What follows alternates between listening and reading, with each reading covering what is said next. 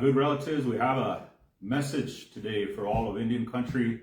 We wanted to share, and a wonderful celebration we're on the eve of, and that's the 30th anniversary of the American Indian Religious Freedom Act, the Peyote Amendments of 1994. And we wanted to commemorate that with a special event in Washington D.C. So the purpose of our expression today is to let you know some of the events that will be going on to celebrate this landmark legislation, and to give you an idea for those of you that won't be able to attend what we're doing and the purpose and the why for. So I'm going to share a little bit about that, and I want to also mention the National Congress of American Indians Peyote Task Force. That'll take place at the National Congress of American Indians Convention in Las Vegas the last week in October. And that date hasn't been confirmed yet by NCAI, but we invite each and every one of you. And when we say that, we mean it. All of you are invited to that Peyote Task Force at NCAI. There's no registration needed. That's a free and open public event, and it'll be facilitated by NACNA. And we have a huge agenda in store there. I'm also going to express the latest developments with our proposed executive order to the White House. And finally, we have a special message for the Navajo Nation and some of the developments there regarding legislative activity within the Navajo Nation, council delegates, and in the president's office. So I wanted to give you an overview of that.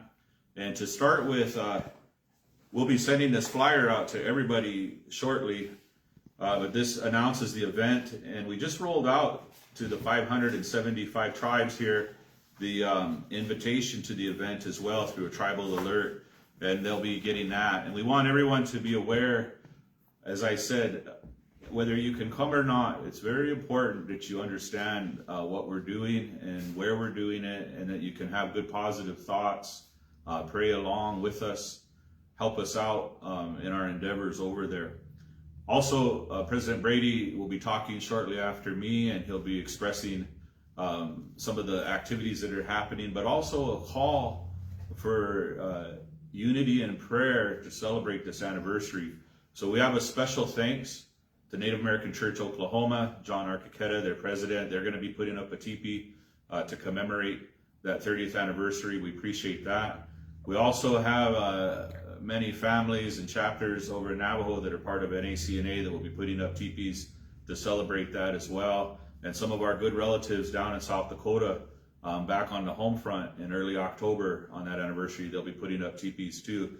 But we invite each and every one of you to join in and unify in prayer as we celebrate that remarkable achievement that our relatives did 30 years ago. Many of them are gone now, but there's some that had a helping hand in it that will be attending this event as well. And Jerry Patchen's one of them, Suzanne Harjo, Patricia Zell, and there's a couple congressmen that are left from that great effort too. Frank Pallone, he'll be attending to celebrate this with us as well. So those are just a little bit of the updates. I wanted to give you an overview. On November 18th through the 20th is when we're convening. And we're mentioning this because it's a difficult place to get to. It's even harder once you're there to know where to go, to have a meeting area, to launch your advocacy agenda and things of that nature. What has happened that we want to give thanks to is the Majority Leader of the United States Senate, Charles Schumer, New York Senator, has sponsored for the Native American Church in North America the Kennedy Caucus Room in Senate Russell Office Building. And that room is the grandest of all rooms in Washington, D.C., and many historic moments have taken place there. What it's named the Kennedy Room because of the former president who was assassinated, John F. Kennedy, launched his presidential campaign there. Subsequently, his younger brother, Robert Kennedy Jr., announced his run for office there as well. And then the late, great Senator Ted Kennedy, the Lion of the Senate, held many hearings there too. Everything from the Titanic hearings to Watergate to Iran-Contra, massive historic moments were in this room, and we're going to make history again there. And that'll be starting at 1 p.m. on November 18th. And we're excited. And why we're mentioning that, it's to give thanks to the senator for making that happen. But it's also the Indian country deserves to have good venues. And they deserve an opportunity to partner with congressional leaders to make sure that can happen. And the idea that the American Indian Religious Freedom Act would have its place in Washington, D.C. During that week in the best spot possible is important. So we give thanks, for that. And immediately kicking off the event, the Native American Church in North America's officers are going to be facilitating a congressional briefing in the Kennedy Caucus Room about the perils and threats to peyote habitat and the barriers that still continue to exist with free exercise or challenges to American Indian religious freedom. And that panel will be led by Daryl Redcloud, Terry Dayish, Jessica Williams, John Brady, and Justin Jones. And that will occur right there. And then we're going to have an advocacy training kind of for Hill visits right after that. And then congressional staff will be coming and presenting as well and giving a forecast on how the next Congress is going to look, what the priority areas are going to be. And remember, relatives, this will be after the election, November 5th. So we'll be coming into Washington, D.C. after that happens. The next day, on the 19th, the Senate Committee on Indian Affairs hearing room in Senate Dirksen office building, the committee has turned over their hearing room for the advocates here to gather, and we'll be there all day. So we'll start with an assembly there, and there'll be a traditional ceremonial practitioners panel so that staffers and Congress people can hear from ceremonial practitioners, from people that participate in these ceremonies, and not just from the politicians and so forth. That's going to be led by Dr. Wilson Aronoth, Avery Denny, Justin Jones, and Lance Long. And Lance, we congratulate you. We welcome you aboard. We're happy Wisconsin put you in as a delegate, and you're going to be called into action here in a few weeks. So we look forward to seeing you over there. And thank you again for continued presence here over the decades with NACNA. Moving on down, United States senators will be joining us, and their staff. They'll be making tributes and presentations and celebrating the 30th anniversary along with us. And then there'll be an honoring of the AIRFA principals. These are some of the people that I said were catalysts that had a hand in it, and we're going to be recognizing them at that time. Also, there's going to be an important panel called Realizing the Promise of the American Indian Religious Freedom Act. And that will be led by Dr. Valerie Grussing. She's with the National Association of Tribal Historic Preservation Officers. We also have the Association on American Indian Affairs, Shannon O'Loughlin. They're both executive directors of those organizations. They're going to be helping them with that as well. And the National Indian Education Association, Julia Wakeford, will be on that panel. And Senator Schumer's staff, Jaden Powell, will be on that panel. And rounding it out, Suzanne Harjo from the Morningstar Institute will be on that panel as well. And to conclude that day, keynote address is going to be by Suzanne Harjo, who was also a principal of the original 1978 American Indian Religious Freedom Act during the Carter administration. And by the way, Jimmy Carter is still alive, and his goal is to live to vote in the Georgia where he votes for Vice President Kamala Harris. So let us all pray for Jimmy Carter that he can keep going and put his thumbprint down for the next president of the United States. Finally, presentations by the Biden administration officials. We've invited Brian Newland. We've also invited officials from USDA and also from Health and Human Services. They'll be presenting there as well. That will conclude, and then we're going to have that night a Capitol Hill reception over on the House of Representatives side, and the very next day is when we do our Hill visits, and that's when people who register, very important, registration is free. So the cost of hotels and flights and food is challenging enough, but registration for this is free. So we invite you to come and register, and we'll be facilitating hill visits for you if you so choose, and you could be there on Wednesday. We'll facilitate that for you. But that'll take place there, and that evening Justin Jones will be leading us in prayer on the Potomac National Park. We'll be putting a teepee up there and having a prayer service there, as we've done every year that we've had the summit. That's kind of what I wanted to mention on that, and President Brady's going to talk a little bit more about it, but we have an exciting summit planned. We have what we believe honors the 30th anniversary, that honors the efforts, and we also believe that through these strategies, through the manifestation of our physical presence on Capitol Hill, we could really help change things in a good way for Indian country. And I'm going to talk a little bit about that more later, why the government matters. But again, I mentioned the Peyote Task Force at the MGM, and that's going to be the National Congress of American Indians. So you're all invited to that. That is free as well. And on that Saturday, prior to that, on the 26th of October, the Native American Church of North America Quarterly meeting will take place in Las Vegas as well. You are all welcome and invited to come to that quarterly meeting.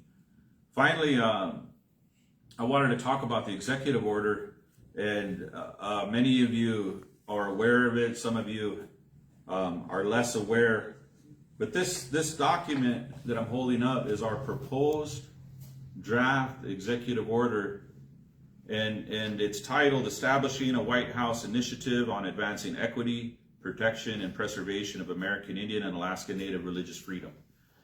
This document is supported by the Coalition of Large Tribes, COLT, by the National Congress of American Indians, NCAI, by Affiliated Tribes, Northwest Indians, ATNI, by Rocky Mountain Tribal Leaders, by the United Tribes of North Dakota, by the United Indian Nations of Oklahoma, and by the Great Plains Tribal Chairmen's Association. Why I'm mentioning that is this was almost a 2-year process to vet, to plan, to incorporate, to create opportunities for inclusion for interested tribes, to help define how can the United States of America, through the President's office, through the administration, better implement the American Indian Religious Freedom Act. How can they have an enhanced synergy to more effectively implement it? How can they have a heightened engagement on these crucial issues from the administration and their agencies to do better? And in here, we're very proud of this product, and we're very proud of the effort and collaboration that took place. Hundreds of tribes, not 1 or 2 tribes, not 1 or 2 interest groups, hundreds of tribes are backing this and supporting it, and we're very, very proud of that. So again, we're going to be working with the White House, with the administration, and we're going to have a private meeting during the summit with those principals and those officials to once again go over their concerns, what they like, what they support, what they don't think they can do, to do that as well. But make no mistake, the massive support for this executive order will either be executed during the Biden administration, or if Vice President Harris is successful, it will happen during her administration. And that's a promise we're making to Indian country. We put our names on the line doing that, but we have come a long ways, and we're on the cusp of really getting something serious done here. So we update you on that. And what we want to do as well is say that this didn't come from NACNA. It came from collaboration. It came from hearing year after year after year, not just on Peyote, but on sacred sites, on battlefields, on plants, medicines that are being threatened. Everywhere you step in America, you're on Indian land. And unfortunately, so much of it is private land. And we've never created a mechanism to have a tribal, public, private partnership to protect and have federal incentives to protect those sacred areas, those sensitive areas, those cultural landscapes on private land. And this is kind of what this executive order does. And it's a phenomenal document, and we thank everybody that had a helping hand in it, and we appreciate it. In closing, I'm going to mention too, we're aware of the great effort down in Navajo Nation to do a decriminalization code, a legislative effort within the council delegates to do that. And we just want everybody to know we support those efforts. We understand the process is complicated, and we understand as well that everybody needs to have their say. And we don't want individuals thinking that we have an interest in interfering with the internal governance of the Navajo Nation. However, you need to know and you need to be aware that we have, since day one of NACNA, we've had Navajo participation, we've had Navajo leadership, and we've had Navajo chapters as a part of NACNA. Today in 2024, that tradition continues. And our chapters, our officers, our delegates, the families, the communities they represent, have a say, and they have a voice, and they've chosen to speak through NACNA on their behalf. So we take that solemn obligation very serious, and their voice counts just as much as any other citizen of the Navajo Nation. And I'll say that again. Their voice counts just as much as any other voting member of the Navajo Nation. And we're going to protect that interest, and we're going to protect that voice. And it's important that they're articulating what their priority policy areas are in this decriminalization effort. So I wanted to mention that, and getting on with it, we're aware, and we hope there comes a time when we all break bread together like we used to. Because for many, many decades, Navajo Land and ABNDN always participated with NACNA and invited them to their conference, invited them to their doings. That abruptly ended when Pancho Brady was elected president of NACNA. And what ended that? We understand it. One family ended that tradition. And what we're saying is we're reaching our hand out to you today to say, let us all rise up together, shoulder to shoulder in greater unity. And if there's differences, let's work that out. But we've never heard any differences. All we've heard is misinformation. And we've heard a deliberate intent to disseminate and to market misinformation. And we're here today to say that needs to end as well. And we're here, our phones are open, our Facebook is open, our hearts are open. If you have any questions, feel free to ask us, because we're happy to answer those. And we're happy to have a debate on policies, a debate on stances, but it has to be based on facts, not on personalities or on somebody's intentional desire to confuse and to muddy the waters. So I just say that little bit on that, and I want to address this issue about being anti-government and the idea that government's going to take over, and the idea that we're advocating for a government takeover of this and that. The bottom line is this, relatives. Why government? This is why. Today, as I speak, there's still root plowing being done in the Peyote Gardens.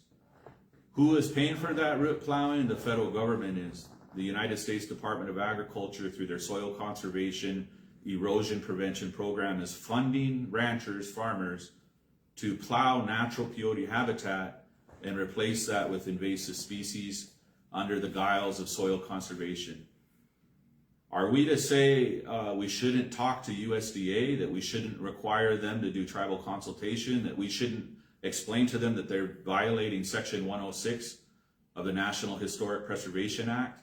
Are we to be quiet? Are we to bury our heads in the sand? No, we're not. We have to speak, and we have to speak loud and powerful, and we have to do that. Are we also to say this border wall, hundreds of miles of border wall has peyote habitat in it, if Trump is elected again, they will destroy that habitat. Are we to say as a policy objective we shouldn't go to the federal government, the Department of Defense, the Department of Homeland Security, and on, and say we ought not protect that land? We have to protect that land. It's our solemn obligation. And when our officers took that vow, when they were elected, that vow wasn't to socialize and have nice dinners together and take pictures. It was to get something done. It was to be advocates for all of Indian country on this. The veterans, active military veterans, you know why they can use peyote now when they're overseas? Because of my grandfather, my grandpa, Earl Arkinson, as president of NACNA, chose a 5-year battle with Department of Defense to ensure access to medicine for active military. That required government engagement. It required him, on behalf of NACNA and Indian country, to stand up and tell the Department of Defense we have a religious right, even active service military members, to medicine. This tax incentives that are going on now for oil pad development and wind farms, that's government engagement as well. They're destroying thousands of acres of peyote habitat without any mitigation, without any requirement to save that medicine or to replant it or to do whatever with it, but make it where it wouldn't be destroyed. That's government. You have to talk to government. 30 years ago, almost to this day, my brother, Andrew Soule, went on Capitol Hill with the late president of the Navajo Nation, Peterson Zaw. What were they up there for? They were talking to government to protect our way of life. And as a result of the late President Peterson Zaw's advocacy on the American Indian Religious Freedom Project with Walter Echohawk and many others, we secured passage of the Peyote amendments to the American Indian Religious Freedom Act.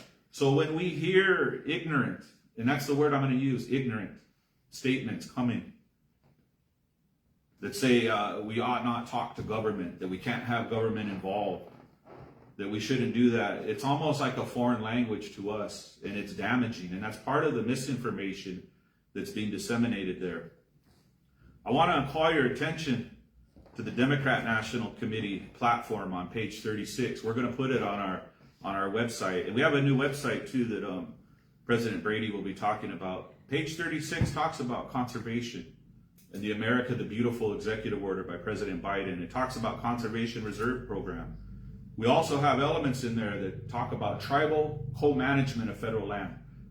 How did we get to tribal co-management of federal land? We did it through working with the government, working with the administration, working with Congress to do that. How did we get best practices in sacred site on federal lands, a platform that the administration is wedded to? It was because we talked to the administration and its officials. It's because we weren't quiet. We didn't bury our heads in the sand. We didn't look at a storm and say, let's get out of the way, let's run from it. We turned into it and faced it. That's why we have that. Why are there billions of dollars being spent on wild salmon restoration in tribal, public, private, state, local government partnerships to save wild salmon? Why is that? It's because the tribes in the Northwest unified and talked to the government to defend their holy sacred salmon, the salmon people, to give them a voice. That's why that is that way now. Why in America is there this bison and buffalo restoration program that tribes are at the forefront of? Tens of millions of dollars spent on it to protect habitat for buffalo, for wild grasslands, to bring that back, to reverse the agricultural practices that nearly destroyed the plains and the prairie, and to put the buffalo back on there. It's because they spoke truth to power. They explained the sacredness of this buffalo, not just to the American Indian, but as an American symbol too. And this is happening. So why would we, as tribal people, watch billions of dollars being spent in conservation? Why would we sit by on the sidelines and say, we have no say in that, and penalize ourselves? That way of thought is dangerous. And you're seeing that danger play out with a lot of the friction that happens today as well. And that needs to end. So I'm sharing that with you, those viewpoints. And this is where NACNA stands. But not just us. This is where the hundreds and hundreds of tribes stand with us as well. And I'm going to say this very clearly. This American Indian Religious Freedom Act doesn't belong to one tribe. It belongs to all of us across the land. Peyote does not belong to one tribe. It belongs to all the Peyote tribes of historic connection and the future tribes that received peyote and this ceremonial way of life from the founding tribes. Most of all, it belongs to Creator. So when we hear foolishness and misinformation, it's unfortunate because it isn't just hurting your own tribe, you're hurting everybody else as well. And if ever there was a time to be unified, it's now. The threats to peyote come through habitat destruction. The threats are more severe now than they were during the Smith case, the Smith Supreme Court case 30 years ago. The challenges, the peril, the tenuous thread that peyote habitat is hanging on by now is in danger, and our way of life is more in danger now than it ever had been. So I want to just say that little bit. I also want to mention Eugenia Newton Charles, Navajo Nation Council Delegate. We invite you to the Peyote Task Force. We appreciate your presence there last year in New Orleans. We appreciate your voice on this executive order. As a tribal person, a tribal leader sitting in the room, that was valuable. We also appreciate your fierce advocacy. And what we have to say to that is, it's important. But there's two sides to every story as well. Number one, this executive order deserves support from Navajo Nation as well as all the other tribes. The efforts of the families that haven't had their voices heard, they deserve their council delegates to also look through this and read it. They also deserve the leadership of ABNDN to read it, to understand it. And if they don't understand it, call us. We'll help explain it to them. But the time has come now where we have to move forward in a good way. People have to stop spreading misinformation. They have to get educated. They have to work at it. And we're here as a resource to help. So I just wanted to share that little bit with you. We're going to have an awesome celebration. We're going to have an awesome summit. And we're going to keep moving forward in a good, kind, loving way, in a positive way. And we thank each and every one of you for your prayers, for your support. And we hope eventually all across Indian country that we come together. But in the meantime, we're going forward. And at this time, I want to invite John Brady to come here and elaborate more on the summit and some of the initiatives that we're doing. And I want to thank everybody for being patient and listening. And I hope you understand, since his election 3.5 years ago, we've had nothing but unity at NACNA. Rather than kicking chapters out, more chapters are joining. Rather than making people feel unwelcome, more people are joining. There's never been coup attempts, impeachment attempts. Everybody's getting along. Why is that happening? Because of openness, transparency, integrity. And we see the goals of us sticking together, where there's strength and unity. And that's what we're showing on a daily basis. So without further ado, John, if you could come up here, and we'll turn it over to you at this time.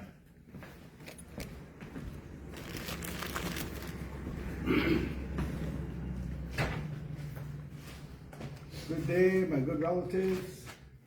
I just want to greet each and every one of you a good Wednesday greetings. And on behalf of the Native American Church of North America, you know, it's a great honor here going on my second term. I'm going to thank all our officers, all the delegates, all the chapters that are affiliated with the Native American Church of North America, then all the independent chapters as well. I want to say thank you to you. They tell us there's over 350,000 Native American Church membership, you know, so it would be really nice to all unite, collaborate, put our prayers together, all singing the same song in a nice, good, happy way into the future days. I want to thank my good brother here, Mr. Ryan Wilson, for giving us all a good update of the summit and of all the challenges, from our resolutions to executive orders to doing all these good things, for our way of life. So I want to commend him very much, along with our legal counsel, Mr. Justin Jones, a really awesome NACNA team, and welcome to the table, the team, Mr. Terry Dayish, our new editor-in-chief, and also our vice president, Mr. Daryl Red Cloud. I'm really glad and happy that we have some new officers. I want to thank you to Mr. Holgate, for upholding to the goodness that he shared. I want to welcome all the new delegates, Myron Good, Mr. Jonah Smokey Day, Lance Long, and then along the way, Corey Dash. So along the way, we're trying our best to make this organization. I know summertime since June, I'm trying to let everyone enjoy their summer. Was it too of a bothersome as calling, emailing, texting? So as my good greetings to each and every one of you. As a president of, I just want to give a kind of an update, and maybe put my 2 cents in upon the AIRFA, the American Indian Religious Freedom Act. From when I first got elected, from what I gathered, all the different places that we went, from D.C. to New Mexico to Oklahoma, to different areas, trying to get input from different communities, trying to get their what their thoughts and their feelings, their energy, how we could make this good enforcement to the law that's just sitting there. For 30 years, a celebration here, October 5th, we'll be celebrating 30 years. So we're just trying to shine light to it, since this post came out. Had different ones kind of might be misread it or kind of confused, but what is the amendment to the amendment? There ain't no amendments to the 94 amendments. There's already been an amendment. We're not trying to amend anything. Let me say that again. We're not trying to amend anything. We're not trying to fix something, that's already going good. We still stand by it. We still 100% by it. It's that we're just trying to have more enforcement here today. So I'm really thankful. I'm glad and happy, that we could all be trying our best for this good, wonderful medicine. So we're all back to the grind now, making calls, doing our emails, and continuing the advocating efforts. We tried our best, for everyone to enjoy your summer, your families, your loved ones. So as we make our movements ahead, we are trying our best. The 76th annual, we're making our movements over to the Wisconsin Dells area.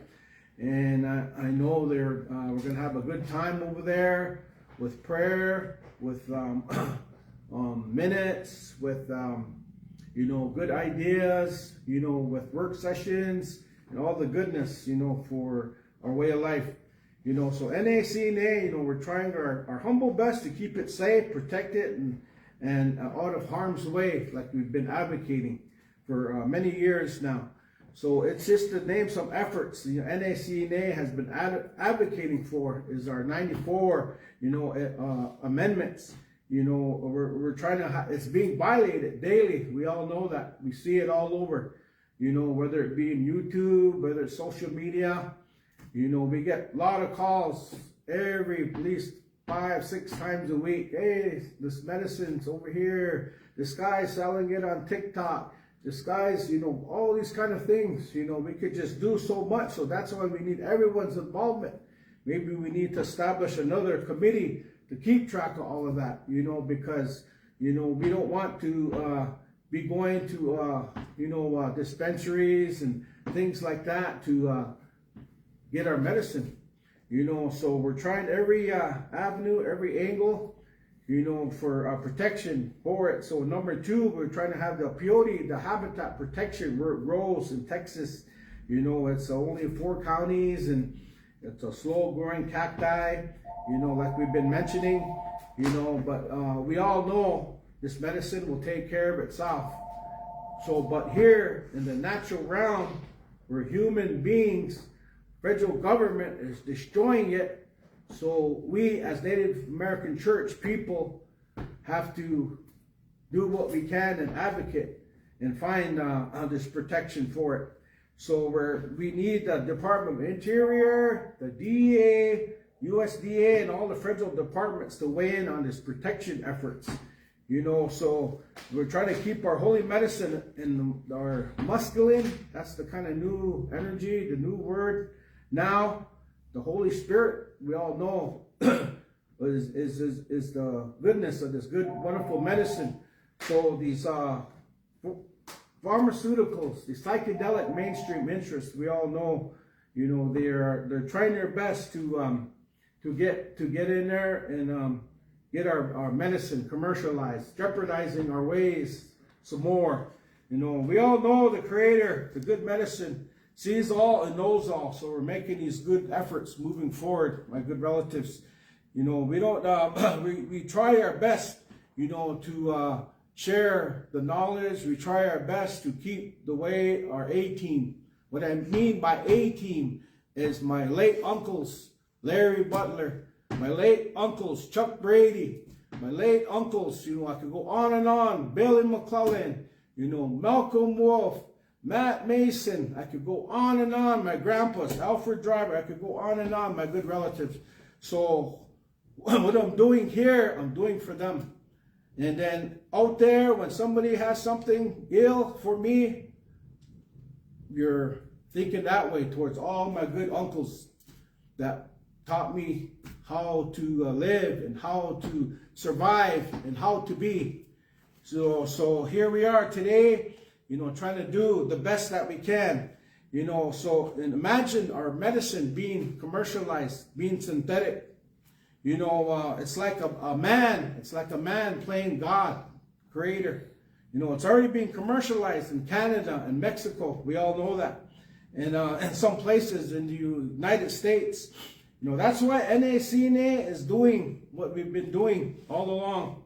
The way we have all good support from tribal leadership to all different tribal regions, what Ryan was mentioning earlier. We have resolutions. We're having all these backups, so we need our tribal government to get it across the finish line, so we're making these efforts, and we're just right in there to areas, in an area where they're starting to listen. They're starting to ask questions. They're starting to do all these things. So we thank you all for your prayers and continuance. You could all make these good way of life for our future, for our kids and our grandkids that are coming up. So I just want to thank you all for being who you are. And I have lots to say, but I've been trying to gather everything. I've been timelining everything, all the things that we've been doing. From day one, trying to be transparent, trying to have a timeline of all these good initiatives, so we are doing the best that we can. I encourage you all to come to the summit, November 18th to the 20th, and also to our quarterly meeting, October 25th, 26th, in conjunction with the NCAI. So along the way, just to kind of shine light, on the American Indian Religious Freedom Act Summit. Basically, it has everything to do with our sovereignty. We spent many years talking about our holy medicines, but that's just one medicine. There's hundreds of medicines out there, a lot of ceremonies out there. It's our way of life, and it's our stronghold, it's our tribal identity, for us as Native people and tribes.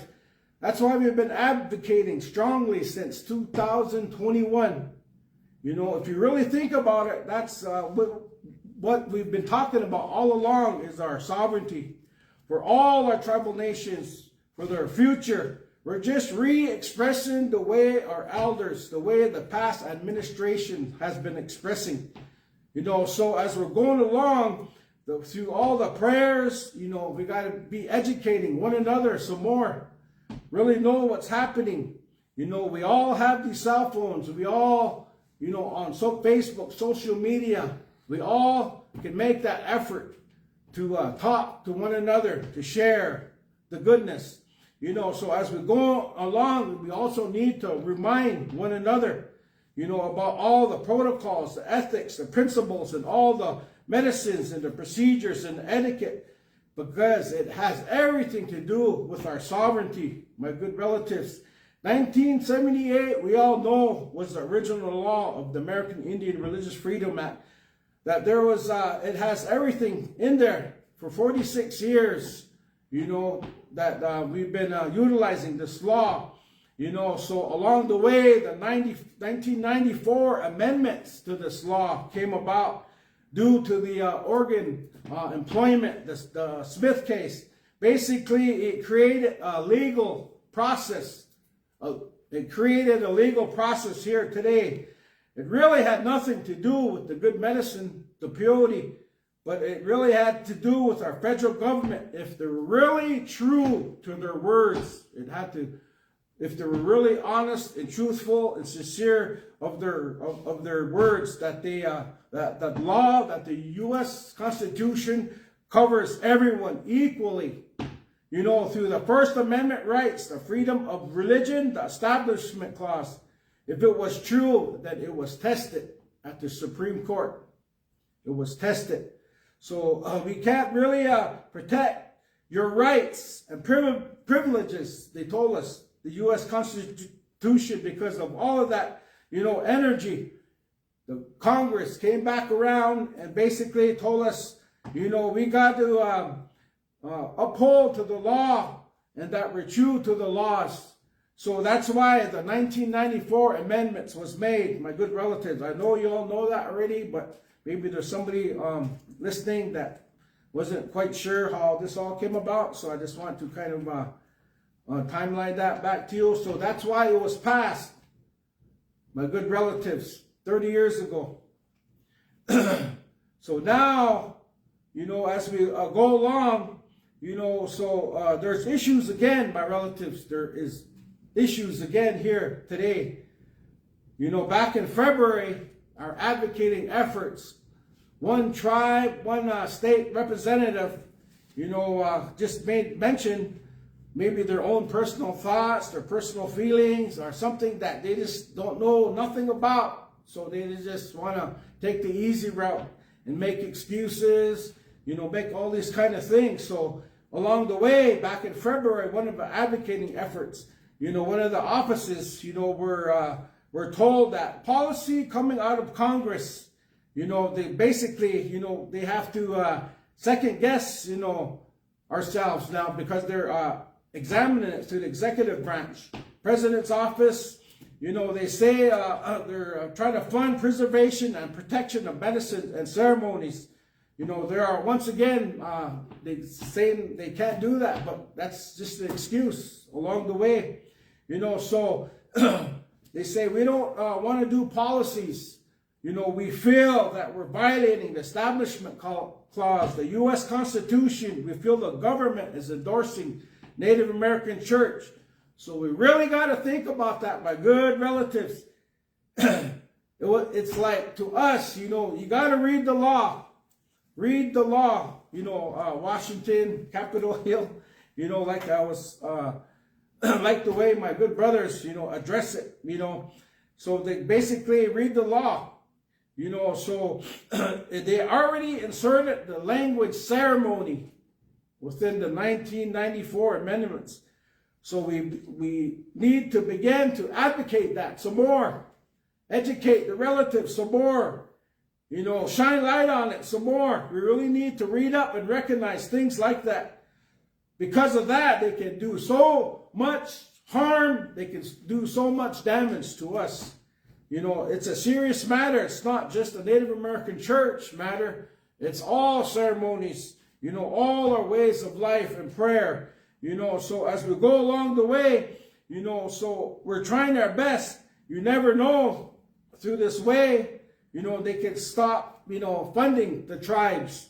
They can begin to say this is a religious purpose. We can't do that, so we're going to cut off some of your funding here. Shortchanging us like they always have been all along.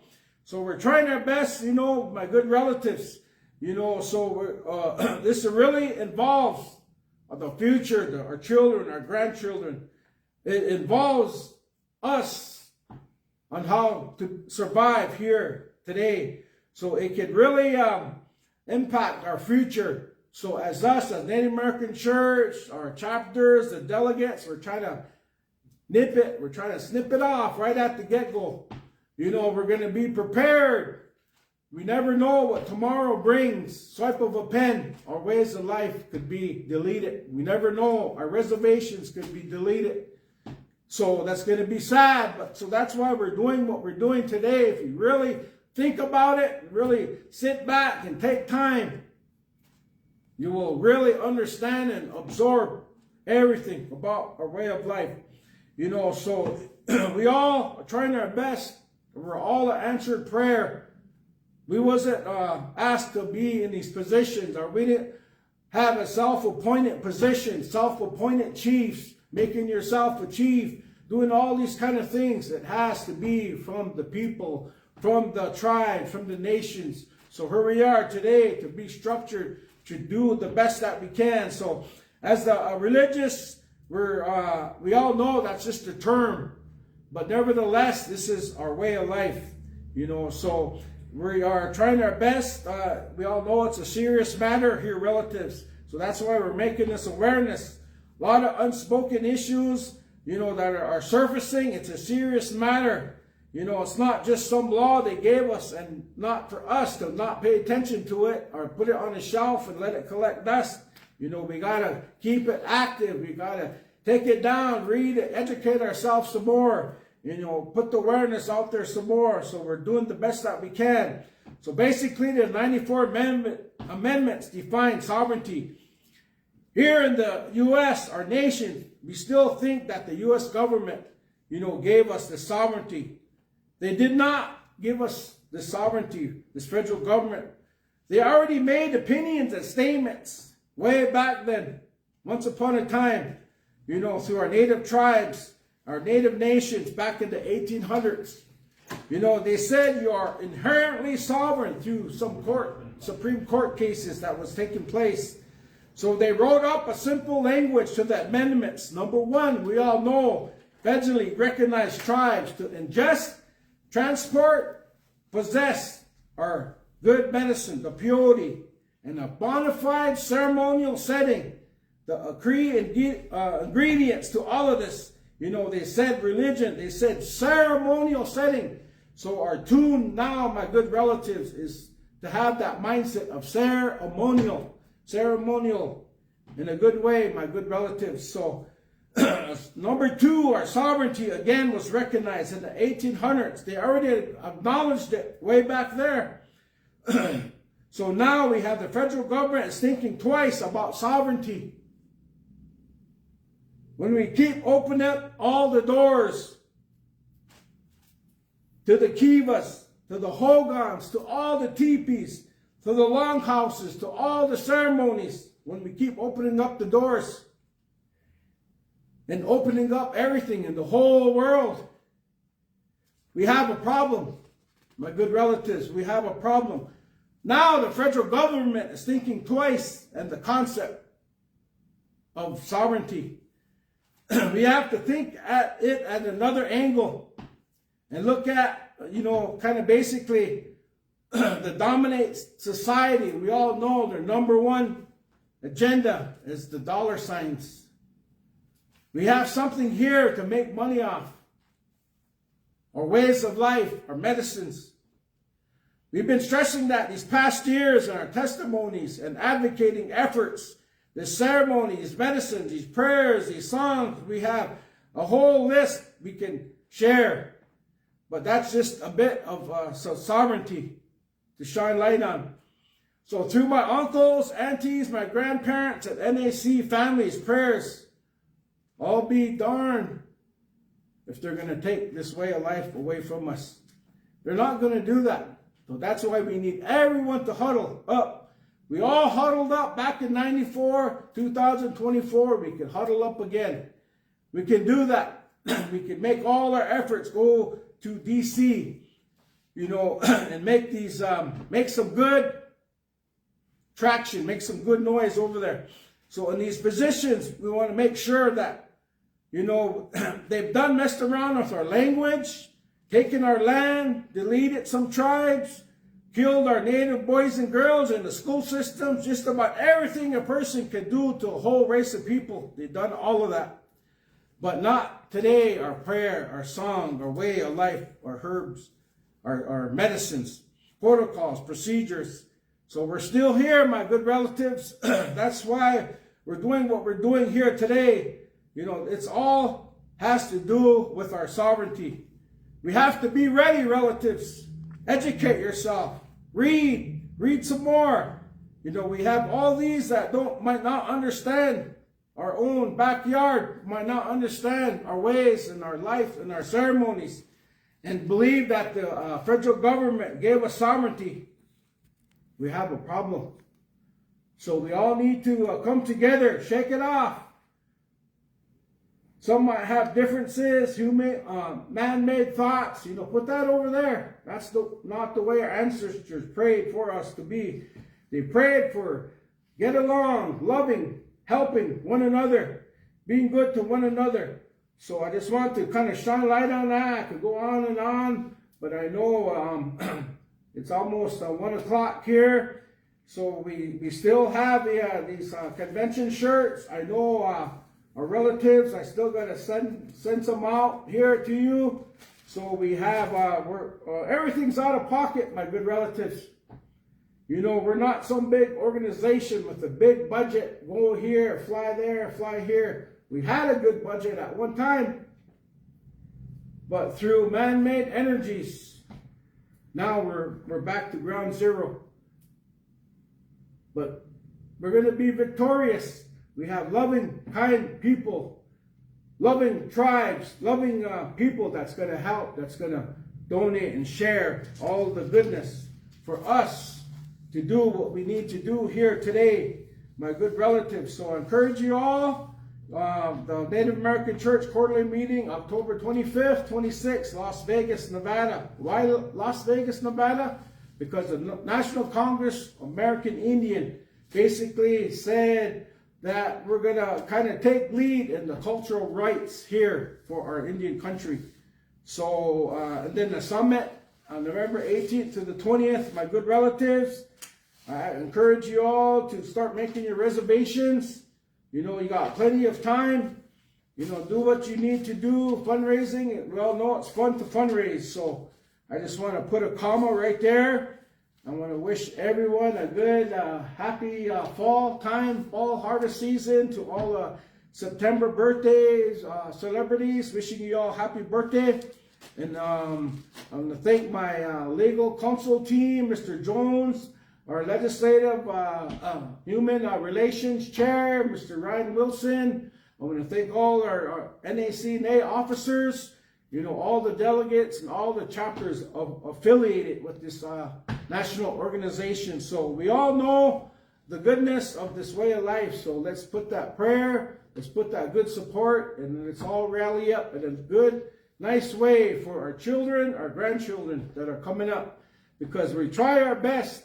We want good things for our way of life and our people. So we got to be that example, and we got to exercise all the good teachings, So not one family is better than this family. Not one tribe is better than this tribe. In the Creator's eye, the good spirit, we're all equal. So let's move forward in a good way, in a good, happy way. God bless each and every one of you. Good health and happiness to each and every one of you. Aho, Mazagirans.